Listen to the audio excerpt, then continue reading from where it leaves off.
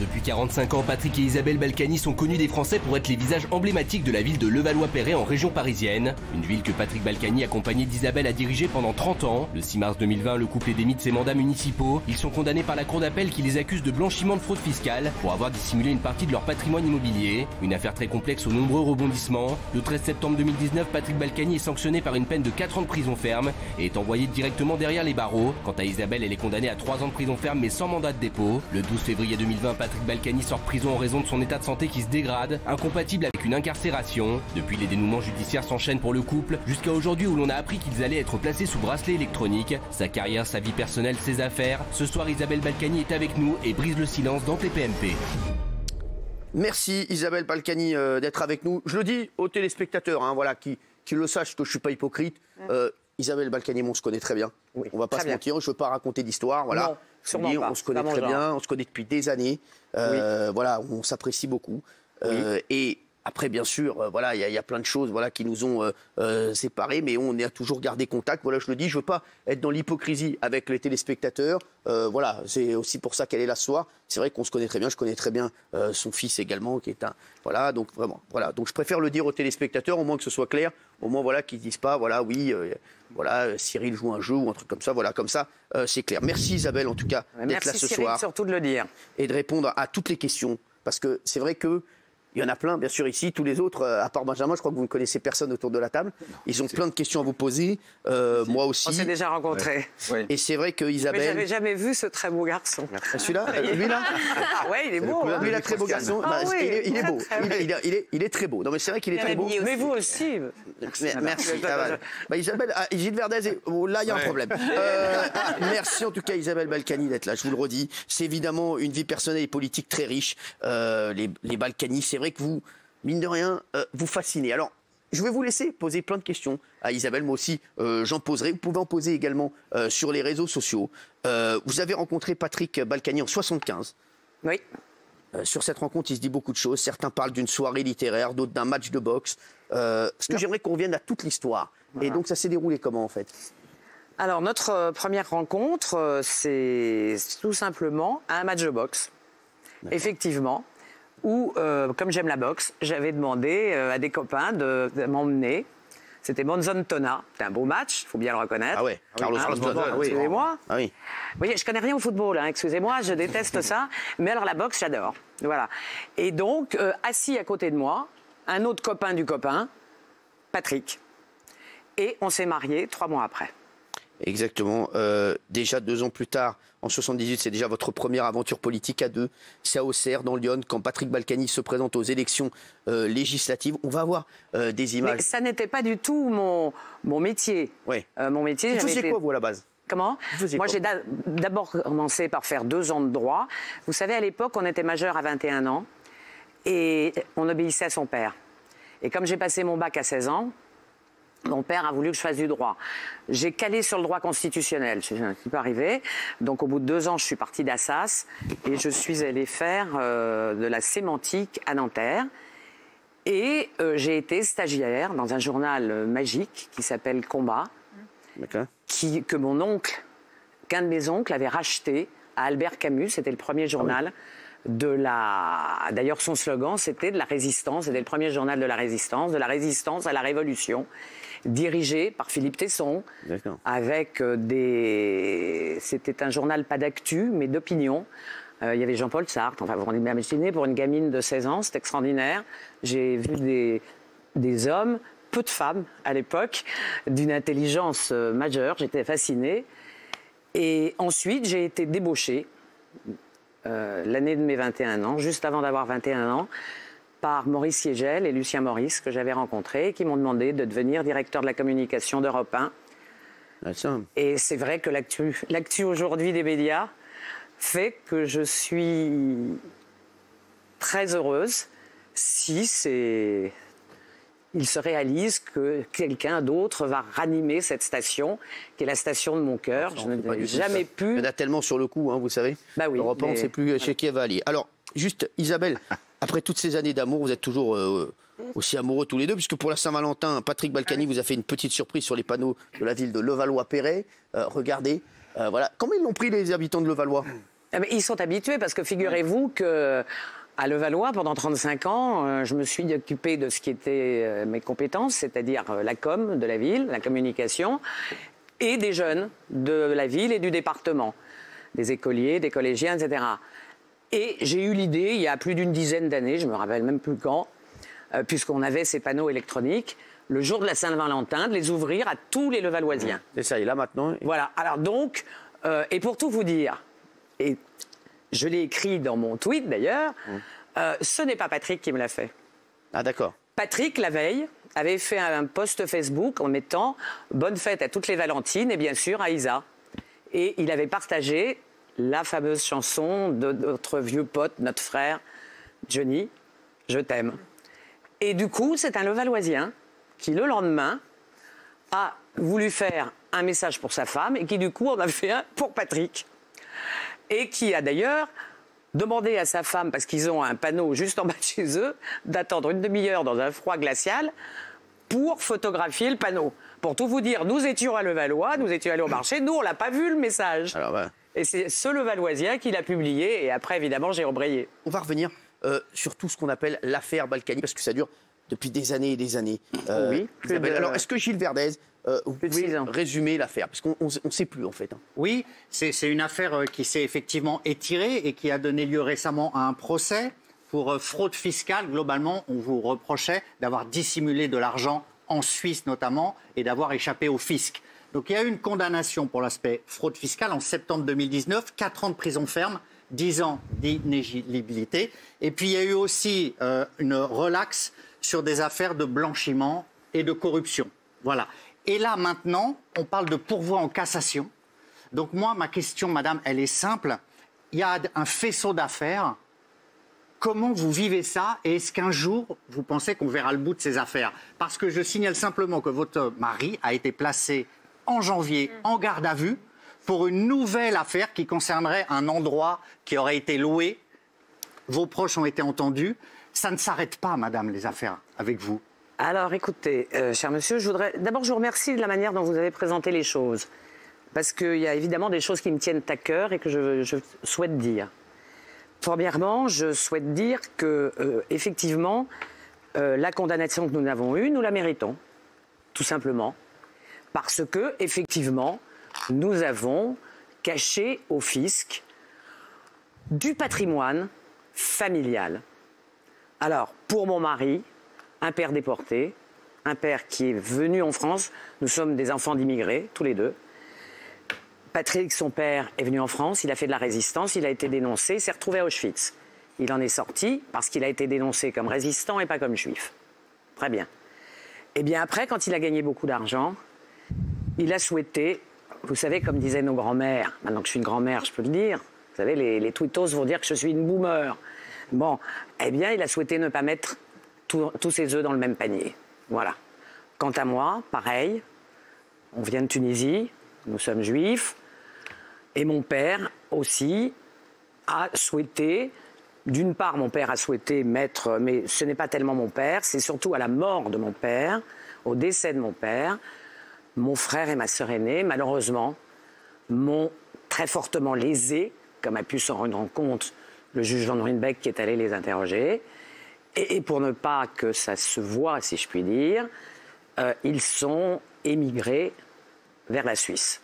Et puis à un moment donné où j'étais en faiblesse dans ma vie, parce que vous savez, je vis un amour incroyable avec mon mari, excusez-moi, ça m'en fait bégayer quand je parle de lui, depuis 44 ans. Nous allons avoir 45 ans de mariage dans 2 mois. Mais la vie d'un couple, il y a des hauts, des bas. Je suppose que vous l'avez tous vécu. Oui, Castaldi. Oui, merci, Cyril. Attends, bon, et puis vous aussi, et puis tous. D'accord. Faites pas de malin, vous. On va dire qu'à un moment donné, on va dire, mettez-la en veilleuse, les garçons. On va dire qu'à un moment donné, bon voilà, mon époux a été attiré, après 20 ans de mariage, vers des chevelures plus évaporées, des seins qui tenaient mieux, des fesses qui remontaient plus, etc. Et voilà. Et je me suis trouvée en état, si vous voulez, de faiblesse très grande. Et à ce moment-là, j'ai accepté une minuscule compensation de ce qu'il m'avait laissé, de mon frère et de ma sœur, mais qui avait mis comme condition que je ne rapatrie pas cet argent en France parce qu'il ne voulait plus rien avoir avec la France. J'ai fait une faute. Voilà. Donc elle mérite une punition. Alors après, il y a la punition judiciaire. Non, mais c'est incroyable ce que vous dites ce soir, Isabelle Balkany. Parce que non, c'est vrai.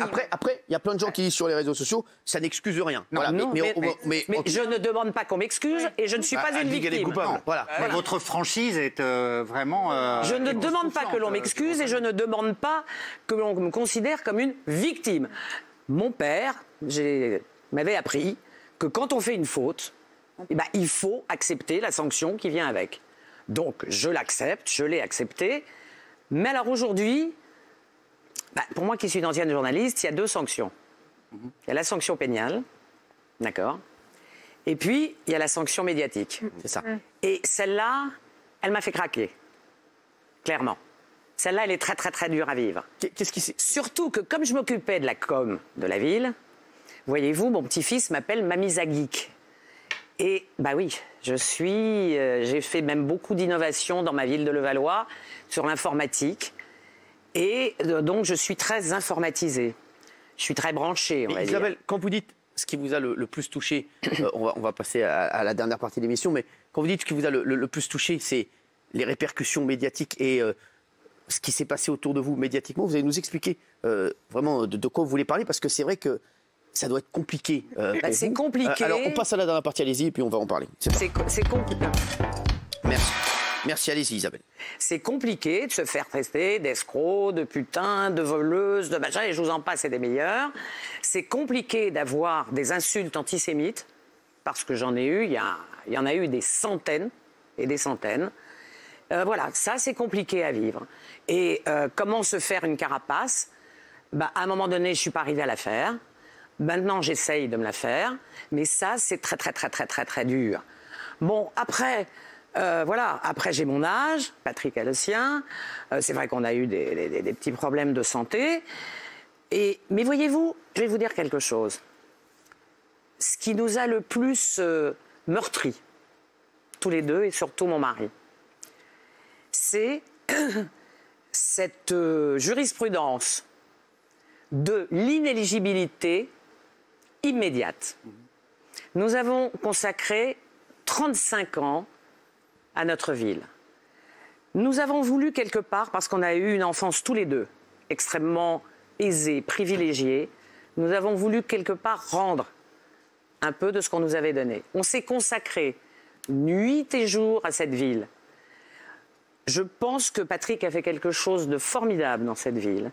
Nous avons, mais au-delà, nous sommes arrivés à faire une ville où toutes les communautés vivent bien, où il y a une harmonie, et que tout d'un coup, l'inéligibilité immédiate, qui est arrivée en plus juste au moment du confinement, ça a été terrible pour nous. Alors, Isabelle, le 1er mai 2019, quelques jours avant l'ouverture de votre procès, vous publiez un très long texte sur Facebook, un texte terrible.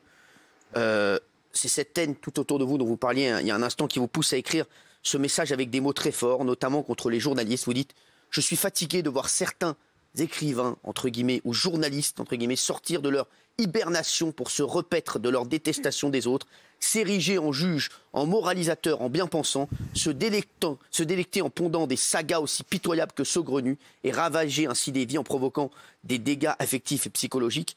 Vous vous adressez aussi à ceux qui vous aiment et vous ont toujours soutenu. Je suis fatigué de devoir dire et redire à celles et ceux qui me font l'honneur de m'aimer, notamment dans ma famille levalloisienne, pour laquelle j'ai encore tant de choses à réaliser, que je suis bien celle que nous sommes, bien ceux qu'ils connaissent et apprécient, loin des minables caricatures qui en sont faites avec délectation. Et vous finissez ce message par une phrase terrible qui laisse présager le pire. Je suis fatigué et comme c'est la fête du travail, je vais en profiter pour faire une grosse sieste. 3 petits points. Après ce message, vous faites une tentative de suicide en avalant une forte quantité de médicaments. Isabelle, ça a été un moment... Je vais vous dire, c'était ce qui m'a déclenché. Alors, vous allez dire que c'est complètement peut-être anecdotique. J'étais allée faire mes courses au supermarché, rien de plus banal.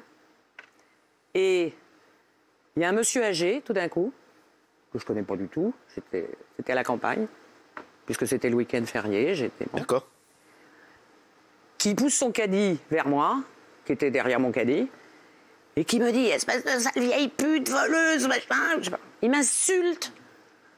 Bon, alors, comme il était plus âgé que moi, coup de peau pour lui, j'ai pas réagi parce que je suis de la génération où, vous savez. Bien sûr. Mais bon, ça vous a touché, c'est ça qui a fait que. C'est quelque part, ça a été la goutte d'eau qui a fait déborder le vase. Voilà. Ajoutez à ça la fatigue, les nuits sans dormir, l'inquiétude pour Patrick, etc. Mais je vais vous dire, ceux qui m'ont sauvé, ce sont des jeunes. Et je vais vous expliquer pourquoi. Parce que j'ai été dans un hôpital qui soigne, ce qu'on appelle un hôpital. À la suite de votre tentative de suicide. Oui. Quand on m'a sauvé, quand le CHU m'a sauvé, j'ai été dans un hôpital psychiatrique. Et les patients de cet hôpital étaient des jeunes addicts. Je connais très très bien le handicap. Je m'en suis beaucoup occupée. J'ai par exemple les AVS, je les ai créés avec l'actuel ministre il y a des années et des années. Mais je ne connaissais pas les addictions. Et j'étais toute la journée avec eux. Et finalement, voyez-vous, il faut s'occuper des autres pour pas s'occuper de soi. Alors c'est idiot quand c'est une phrase idiote que je vous dis. On vous disait, vous ne regardez pas le nombril, mais c'est vrai, c'est vrai. Mais voilà, ils m'ont sauvée. Je suis toujours en contact avec eux. Et ils sont formidables. Bernard Montiel. Oui, Isabelle, vous parlez beaucoup des habitants de Levallois. Évidemment. Et avez-vous le sentiment d'avoir trahi et volé les habitants de Levallois? Écoutez, vous savez, c'est toujours la même histoire. Qu'est-ce que c'est que l'argent public? L'argent public, c'est évidemment l'argent de l'État qui paye avec la Sécu, ceci, cela, etc. Alors, effectivement, quand vous ne déclarez pas tout au fisc, vous, quelque part, vous volez l'État. C'est pas pareil. Bon, mais c'est pas l'argent de la mairie qui est pas dans votre poche. Mais c'est ce que je voulais dire. Et tu l'as dit avant moi. Oui, mais ça bon, ne quand même. Oui, bon, voilà. Voilà. Oui. Non, Voilà. Mais ce que je veux dire, non, mais je tiens à dire, Cyril, Isabelle. que les juges eux-mêmes ont tenu à inscrire 2 fois dans le jugement. Alors, ils l'ont inscrit avec les mots, je dirais, un peu administratifs et techno. Ils ont bien marqué qu'il n'y avait pas 1 centime d'euro d'argent public concerné. Voilà. Alors, on traduit, effectivement, on n'a pas piqué dans la caisse de Levallois. Voilà, pour être clair. Nicolas Pernikov. Isabelle, vous êtes une femme de communication redoutable. Et il y a quelque chose quand même. Oui, je pense que vous êtes une excellente directrice de communication. Non, mais c'est sympa. Par contre, il rafra, mais il est sympa. Par contre, il y a des choses qui peuvent énerver, Bien sûr. qui ont l'air provocantes, qui Bien sûr. provoquent. Quand, par exemple, votre mari sort de prison pour des raisons médicales, et qu'on le retrouve quelques semaines après pour la fête de la musique en train de danser ou de mettre une main un peu baladeuse à quelqu'un. Alors, on va voir l'image. Les deux. Les deux, mon capitaine. Pardon. Ouais. On va voir l'image. Nicolas, vous allez poser votre question après, parce que c'est une question d'Isabelle qui revient à fond sur les réseaux sociaux. Tout le monde pose Non, sa mais question. attendez. Regardez. Alors, on va... Attendez. Voilà, donc ça, voilà, c'était après. D'ailleurs, il a un beau petit pas de danse. Hein. Il a un beau petit pas de danse.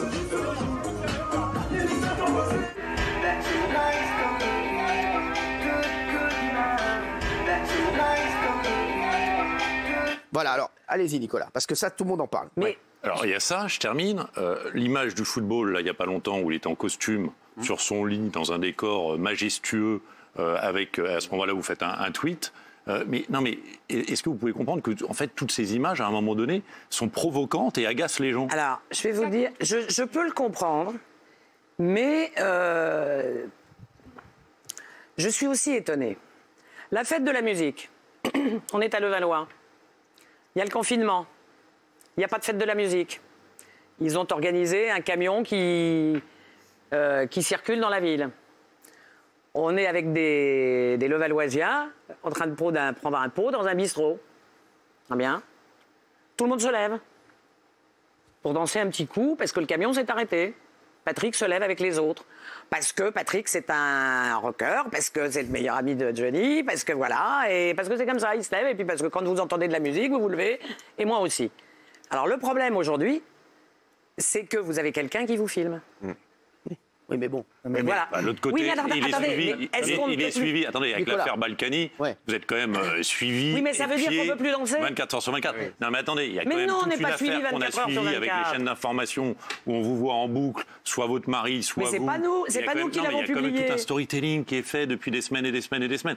Il sort, la première image qu'on voit de lui, quelqu'un qui est souffrant et qui sort de prison. Mais il est souffrant. Parce qu'il est mal. Oui, mais d'accord, il est au bord du gouffre, au bord de la mort. Non, et tout d'un coup, n'exagérez pas non plus. Soyez pas... si, c'est les informations qui sont passées à l'époque. Oui. Vous vous souvenez qu'il était à l'hôpital. Parce qu'il a fait, puisqu'il a eu un accident de santé qui est un accident mortel dans la majorité des cas. D'accord. Voilà. Mais là, il sort. Vous êtes quand même pas. Vous n'ignorez pas les choses. Vous pensez bien. Ok, vous êtes à Levallois, il y a des gens qui filment, mais vous savez très bien à l'extérieur qu'il y a une image nationale de. Ben oui, mais aujourd'hui, c'est une affaire nationale, l'affaire Balkany. Moi, personnellement, j'ai pas d'image nationale. On n'a jamais eu d'ambition nationale, ni l'un ni l'autre. Hein.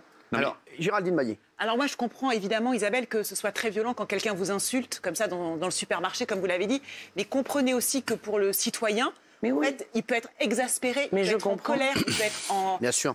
Mais le comprends. Le côté politique pourri, le côté politique il en a marre, magouille, le côté politique hors la loi. Non, mais ça fait partie aussi de tout ça. Mais je le comprends. Que tout ça soit éradiqué. Vous avez tout à fait raison et je ne suis absolument pas dans le déni. Vous l'avez compris. Vous l'avez dit très clairement. Je ne suis pas du tout dans le déni. Vous avez dit. Et je voulais savoir, est-ce que vous regrettez, parce que ces dernières années ont été complètement gâchées, est-ce que vous avez un regret aujourd'hui? Ah, mais j'ai un regret, c'est d'avoir fait cette faute stupide, même pire que ça, d'avoir cédé une espèce de chantage que m'a fait ma fratrie, mais je le regrette du fond du cœur, parce que j'ai pas été courageuse. Voilà, parce que j'aurais pas dû le faire. Mais bien sûr que je le regrette. Ça nous a gâché toute notre vie. Isabelle, je sais qu'on se connaît, et je connais Patrick également, toute la famille. Moi, je sais que vous aimez les gens. Je sais que, et ce que vient de dire Géraldine, elle a raison. Je la rejoins. C'est vrai qu'il y a plein de gens qui vous aimaient énormément, qui croyaient en vous, qui se disaient c'est les gens qui nous font du bien dans notre ville. Et vous avez déçu pas mal de gens, voilà, et on le dit, c'est vrai. C'est plus ça, je pense, qui vous peine aujourd'hui que... C'est certainement moins vrai dans notre ville que vous ne le pensez. C'est vrai à l'extérieur, justement, pour des gens qui ne nous connaissent pas. Oui, c'est ça. Alors que dans notre ville, je peux vous dire qu'aujourd'hui comme hier, nous sommes chez nous, nous y sommes souvent, et les gens sont adorables. Oui. Et d'ailleurs, pour tout vous dire, nous vivrons toujours à Levallois, puisque la mort faisant partie de la vie, nous y avons nos tombeaux réservés. Ah oui, à Levallois. Alors, à Levallois, Gilles Verdez. Il y a quelque chose qui choque, madame, c'est ce sentiment d'une justice à deux vitesses. Oui. Votre mari, vous avez été condamné pour fraude fiscale, blanchiment de fraude fiscale, libéré pour raison de santé. Puis Nicolas le disait, on le voit danser. Vous aurez bientôt un bracelet électronique. On s'achemine éventuellement vers une libération conditionnelle. Vous êtes pourvu en cassation, on verra où ça va. Mais on a l'impression quand même que vous êtes des privilégiés de la justice. Et je pense peut-être, mais je vous laisse répondre, que ce traitement n'aurait pas été offert à d'autres justiciables que vous. Qu'est-ce que vous répondez à ça, Isabelle? Écoutez, je réponds à ça qu'il y a ce que vous voyez, ce qu'il y a ce que vous ne voyez pas. C'est-à-dire, quand on vous saisit tout, que vous n'avez plus un centime, que ça a duré pendant des années, que si vous parlez d'un bracelet électronique, ce n'est pas un privilège, c'est simplement la nouvelle législation qui tient compte du fait que nous avons plus de 70 ans. Et puis je vais vous dire aussi, même quand vous êtes malade, même quand vous n'êtes pas bien, en l'occurrence mon mari, après avoir été magnifiquement soigné, d'abord, avoir été sauvé par le personnel pénitentiaire, et je tiens à le dire, parce qu'ils sont souvent... parce que quand maintenant, aujourd'hui, tout le monde juge tout le monde, je voudrais aussi qu'on remette les choses en place. Parce que le personnel pénitentiaire a eu un réflexe absolument incroyable.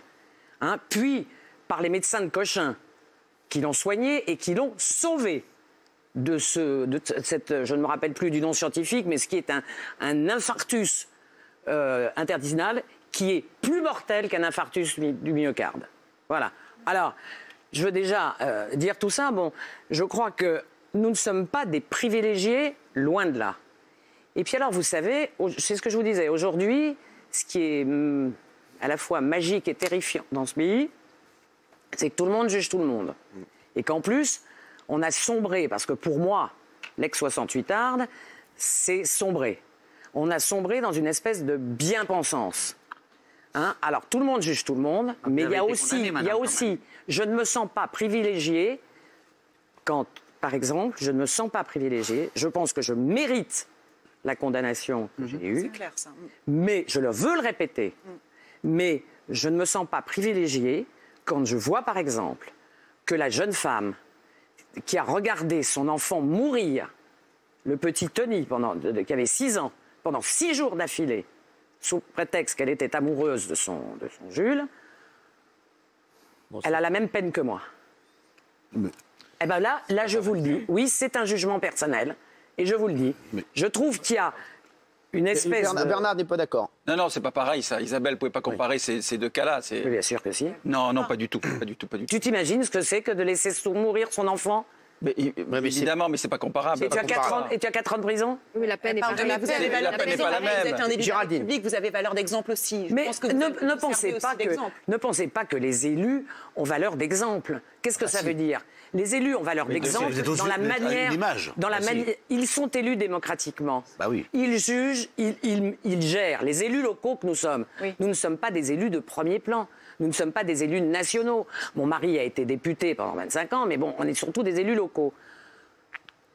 On vous élit, on vous demande d'apporter quelque chose à vos administrés. Si vous l'apportez, il y a le suffrage universel et vous êtes réélu. Si vous ne l'apportez pas... Gilles, allez-y, Gilles. C'est une circonstance aggravante d'être élu dans ces cas-là, parce que vous êtes en responsabilité, parce que vous avez accepté... Mais je suis d'accord avec vous. Ah oui. Qu'est-ce que je peux vous dire de mieux que vous avez fait? Je ne vais pas vous faire un acte de contrition, je ne vais pas me couvrir la tête de cendre, mais je vous le dis, j'ai fait une colossale erreur, et pire à mes yeux, pire. J'ai manqué de courage, c'est-à-dire que je n'ai pas résisté à cette proposition qu'on m'a faite. Voilà, c'est tout. Guillaume Janton. Vous êtes très actif sur les réseaux sociaux et vous répondez à toutes les attaques qui sont non, pas toutes, je bloque beaucoup aussi. Non mais, je vous le dis. Dernièrement, notamment sur la Saint-Valentin, il y a quelqu'un qui vous avait attaqué en disant « Ah, vous êtes privilégié, vous pouvez passer des messages sur un panneau, alors qu'en fait, tous les habitants peuvent le faire, donc c'est souvent injustifié, ces attaques. » Au final, ça vous fait marrer ou parce qu'elle a dit qu'il était beau, hein, il est à fond. Il est fébrile. Non, au début, ça me blessait. Ça m'a blessé à un moment donné. Aujourd'hui, je me suis fait une petite carapace. Bernard. Isabelle, on sait que vous êtes très amie avec le président Sarkozy. Est-ce qu'il a été embarrassé par votre affaire et quelle fut sa réaction? Vous savez, l'amitié fraternelle, parce que ce n'est pas une amitié politique. Nous connaissons Nicolas Sarkozy depuis que nous sommes jeunes mariés. Nous sommes connus à ce moment-là. Et c'est pas ce que j'appelle une amitié politique. Nous n'avons jamais demandé une quelconque nomination à Nicolas Sarkozy, et il ne nous doit rien d'autre que d'avoir été militant lors de ses campagnes électorales. Voilà. Donc c'est une amitié familiale, et je ne dis jamais... Il vous a soutenu, Isabelle? Donc il est resté à vos côtés? Est-ce qu'il est resté à vos côtés? Mais bien entendu. C'est ce que vous avez toujours dit, il est toujours resté à vos côtés. Mais évidemment. Et vous resterez aussi, hein? Mais évidemment. Oui, mais bon, voilà, c'est vrai. Oui, c'est vrai. Mais évidemment. C'est ça l'amitié. Vous savez, en 35 ans de gestion d'une mairie, moi qui suis, comme vous le constatez, un peu méditerranéenne, extravertie, qui vais volontiers vers les gens, j'ai compris ce que c'était que la véritable amitié et les faux culs. Alors, Isabelle, justement, des faux culs, vous en avez eu beaucoup? Oh! Vous avez plus de faux culs que de... Attends, de quoi avoir un outillage complet sur d'être vous avez encore beaucoup d'amis, Isabelle? Confinement. Isabelle, vous avez encore beaucoup d'amis? Énormément. Vraiment encore? Énormément, et surtout, et ce qui est magique, ce sont surtout les Levalloisiens anonymes, même ceux qu'on ne connaît pas. Tu sais, mais dans les personnes connues, voilà, par Nicolas Sarkozy, il y a d'autres gens qui vous ont vraiment soutenu et qui dans vous votre ont camp pas lâché. politique. Oui, enfin bon, oui, bien sûr, j'en connais plein. Et il y en a beaucoup qui ont quitté le navire, qui se sont dit on veut plus leur parler parce qu'on veut pas. Plutôt dans les élus levalloisiens qui voulaient repartir, voilà, que dans les amis extérieurs. D'accord. Nicolas. Isabelle, vous êtes extrêmement populaire à Levallois-Perret. Est-ce que vous pensez un jour, si vous êtes éligible, retourner sur une élection politique? Oh, mais là, Nicolas... Attendez, on a 10 ans d'inéligibilité. On n'est pas là-dedans, et à l'entrée de chronique. Mais non, mais on s'en fout. On n'est plus là-dedans. On a 10 ans d'inéligibilité, j'ai 73 ans. Alors, c'est la plus mauvaise question. J'adore Nicolas, mais là, Isabelle... J'ai une question très très courte. Où en êtes-vous financièrement? Ouais, c'est vrai. Bonne question d'Isabelle. Vous en êtes où financièrement? Nos retraites, point barre. tout le reste, voilà. Vous pouvez donner une fourchette pour la non. retraite. Non, mais c'est vrai. C'est une bonne question d'Isabelle Ménard. Ah oui, mais c'est une bonne question à laquelle je répondrai pas. Vous avez C'est le jeu. Non, mais Isabelle... je peux vous le dire. Je vais vous dire une chose. La retraite de député, parce que les députés cotisent double, etc., et gagnent davantage. Donc vous avez une belle retraite. Davantage. On va dire que les députés ont une bonne retraite. Mais alors, les élus locaux, mais c'est un scandale. Parce que c'est déjà un scandale ce qu'ils sont payés, rémunérés. Hein, il faut le dire. Les adjoints, les maires, etc. Ils sont trop payés pour vous? Très peu. Oui. Ah. Misérablement. C'est-à-dire misérablement. Non, mais arrêtez par rapport à l'ensemble des Français, Isabelle. Non, attendez, je vais vous dire en plus comment c'est calculé. C'est calculé... Regardez, il y a plein de gens qui ne sont pas d'accord avec vous. Là. Ah non, mais t'es pas d'accord, mais je te le dis. C'est calculé par rapport au nombre d'habitants, et même quand c'est une grosse ville, le Valois, il y a 66 000 habitants, donc c'est une grosse ville. Il y a une enveloppe, et qui paye le maire, les adjoints, et stop au départ. À Levallois, Patrick avait toujours voulu donner une délégation aux conseillers municipaux, pour pas qu'ils soient simplement des chambres d'enregistrement à ne rien faire au conseil municipal, donner une délégation aux conseillers municipaux, rattachés à un adjoint, et leur donner une indemnité. Donc, on a partagé l'enveloppe entre tout le monde, entre les 45 et pas seulement la majorité. Eh bien, un adjoint, je crois qu'aujourd'hui, ils sont à 1 200 ou 1 300 euros. C'est la moyenne, c'est le SMIC. Voilà, par mois. Et je peux vous dire que moi, par exemple, c'était full-time job. C'est presque le SMIC, madame. Hein. Alors, un adjoint au maire d'arrondissement à Paris, c'est 1 100 euros. Voilà, oui, c'est pas loin du SMIC. C'est presque le SMIC. Et alors, vous trouvez ça c'est beaucoup. Enfin, je veux dire, c'est dans la moyenne, quoi. C'est pas beaucoup. Mais c'est full-time job, mon cher. Les gens qui bossent au SMIC aussi, madame, c'est full-time job. D'accord. Géraldine Maillet. Non, d'accord. Excusez-moi, Isabelle, la question de Nicolas Pernikov n'était pas complètement stupide, puisque le Valois, jamais pour moi... dit ça. Non, mais Cyril l'a dit. Attendez, je ne me serais pas permise. Non, mais ils le ont Valois, c'est le... Non, le Valois, c'est le clan Balkany. Est-ce qu'éventuellement, vos enfants... Le clan, ça veut rien dire. Si, c'est quand même... Les gens de le Valois vous adorent. Donc, est-ce qu'il y aura une filiation, par exemple, ou éventuellement... Quelqu'un de votre famille pourrait reprendre le flambeau. De notre famille? Non. Alors, je vais vous expliquer quelque chose, chère madame. La politique est devenue telle que je connais peu d'enfants de politique qui aspirent à faire de la politique. En tout cas, pas les miens. Delphine. Alors, votre vie, elle a été faite vraiment d'ambition commune, de médiatisation et de pouvoir. Donc, je pense que ça vous a apporté beaucoup de satisfaction, mais aussi beaucoup de tourments, de nuits blanches. Oui. Si c'était à refaire, est-ce que vous choisiriez une vie plus humble, mais plus douce, au final? Alors, peut-être pas plus humble, j'en sais rien. Plus humble ou pas plus humble, j'en sais rien. Mais j'aurais choisi de continuer dans le journalisme et la communication, ce qui m'aurait valu beaucoup moins d'emmerdement. Tu fais bien de le dire, parce que j'aurais été de l'autre côté de la barrière, voyez-vous. Alors, aujourd'hui, il y a eu du nouveau. On l'a appris aujourd'hui, dans le cadre de votre condamnation pour fraude fiscale. Vous allez être placé, vous et votre mari, sous bracelet électronique. Comment vous réagissez à cette annonce? Oh, je vous dirais simplement, vous savez, il y a une chose que je ne supporte pas, j'espère que vous l'avez compris, c'est de juger les autres, de juger les autres. Je ne supporte pas ça. Ouais. Et donc je vous répondrai simplement en vous disant que je ne suis pas une femme à bijoux, alors ça va me changer. Merde. C'est à la mi-mars, hein, c'est pas avant. Je sais, mais bon, la vie avec un bracelet électronique, ça va vous changer quand même quelque chose. Isabelle, c'est quoi le principe pour les téléspectateurs? Alors le principe, c'est qu'effectivement, en accord avec le juge, il y a des horaires où vous pouvez sortir et des horaires où vous devez rester chez vous. D'accord. Isabelle, psychologiquement, ça vous touche ou pas ça? Ou pas du tout?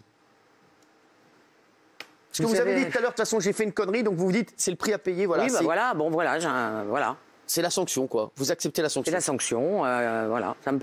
Non, mais si vous voulez, voilà. Alors, si vous respectez vos engagements, cette mesure pourrait déboucher à terme sur une libération conditionnelle. Est-ce que vous voyez le bout du tunnel, Isabelle, ou pas du tout? Vous savez, le tunnel, il est pour moi, pour tout le monde. Hein. Oui, mais... Voilà. Non, mais... Est-ce que vous voyez... Voilà, attendez, non, mais vous savez... Voilà, je suis très philosophe. D'accord.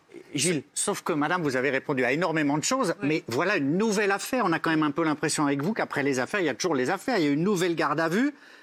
Détournement de biens d'un dépôt public, abus de biens social, encore une affaire. Et alors, avec, attendez, monsieur, je ne veux pas et avec des membres de la famille entendus, madame. Je ne veux pas en parler parce que l'instruction est en cours. Attendez, l'instruction est en cours. Alors, vous savez, soi-disant, il y a le secret de l'instruction. Bien. Alors, si vous savez qu'il y a une instruction, c'est parce que ce secret n'est plus respecté. Bien, mais pas par nous. D'accord, on est bien d'accord là-dessus. D'accord. Ben, moi, je respecte le secret de l'instruction et voilà, c'est tout. Et vous êtes sereine, non? Ah mais tout à fait. Moi, je suis pas concernée de toute façon, mais je suis tout à fait sereine. D'accord. Sur ce dossier-là, vous êtes sereine? Ah mais complètement sereine. Isabelle, comment il va, Patrick? Patrick va bien. Comment il a pris cette décision aujourd'hui? Alors, il l'a prise avec philosophie, il va mieux, pour tout vous dire. Parce que là encore, je voudrais rendre hommage aux médecins. Après 2 ans d'horribles souffrances du dos, alors qu'il avait été opéré d'une tumeur dans la colonne vertébrale et qu'il a un outillage, un professeur fabuleux de Cochin a découvert qu'il avait une maladie peu connue et depuis peu de temps qui s'appelle la maladie Forestier. Qu'est-ce que c'est? Votre organisme fabrique de l'os plus qu'il ne devrait, parce que votre organisme refabrique en permanence de l'os. Mais là, vous connaissez mon mari, il fait tout avec excès. Ouais. Alors voilà, pof, il fait de plus d'os qu'il ne devrait en faire et ça fait abominablement souffrir. Et comment ça va tous les deux, tous les deux, ça va bien?